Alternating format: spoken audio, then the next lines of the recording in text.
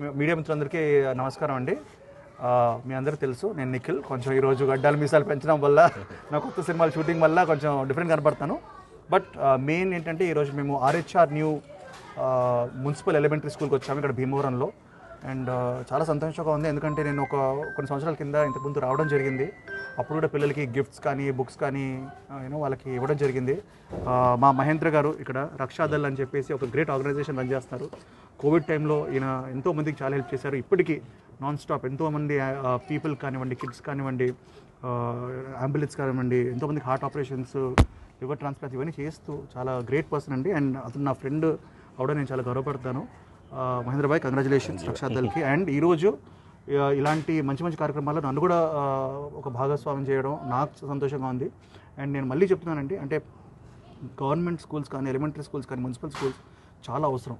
ఎందుకంటే పిల్లలు ప్రైవేట్ స్కూల్సే కాకుండా వీటిని కూడా మనం డెవలప్ చేయగలిగితే చాలా బాగుంటుంది. అండ్ నాకు తెలిసి ఇప్పటి నుంచి మన కృషి అంతా వచ్చే 5 సంవత్సరాల్లో తప్పకుండా మనం గవర్నమెంట్ స్కూల్స్ కానీ ఎలిమెంటరీ స్కూల్స్ని ఒక కొత్త విధంగా డెవలప్ చేయబోతున్నాం.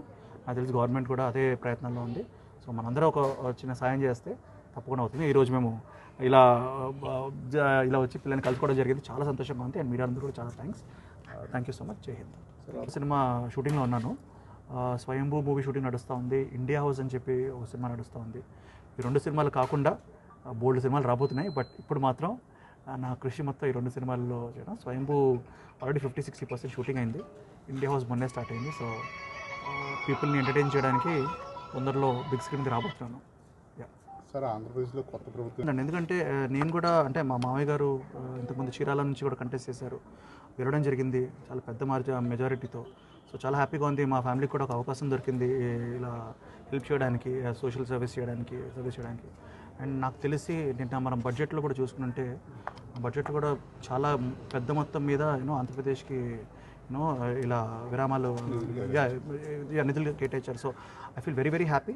అండ్ ఇప్పటికీ ఆ ప్రామిస్ ఏదైతే ఉందో 100 రోజుల్లో 100 కంపెనీలు రాబోతున్నాయి. మీరు చూస్తూ ఉండండి. It's going to be huge. And చాలా పాజిటివ్ అట్మాస్ఫియర్ ఉంది. ఇంతకుముందు భీమవరం చాలాసార్లు వచ్చాను.